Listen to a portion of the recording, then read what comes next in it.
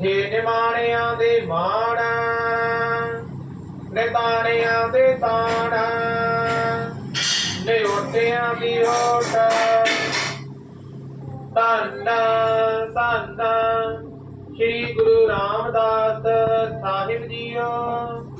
ਆਪ ਜੀ ਦੇ ਪਾਵਨ ਪਵਿੱਤਰ ਅਸਥਾਨ ਸੱਚਖੰਡ ਸ੍ਰੀ ਹਰਿਮੰਦਰ ਸਾਹਿਬ ਜੀ ਵਿਖੇ ਧੰਨ ਧੰਨ ਸਤਿਗੁਰੂ ਸ੍ਰੀ ਗੁਰੂ ਗ੍ਰੰਥ ਸਾਹਿਬ ਜੀ ਮਹਾਰਾਜ ਆਪ ਜੀ ਦੇ ਹਜ਼ੂਰ ਸ਼ਬਦ ਚੌਂਕੀ ਸੋਦਰ ਰਹਿਰਾਸ ਸਾਹਿਬ ਜੀ ਦੇ ਪਾਠ ਜੀ ਕੀ ਅਰਦਾਸ।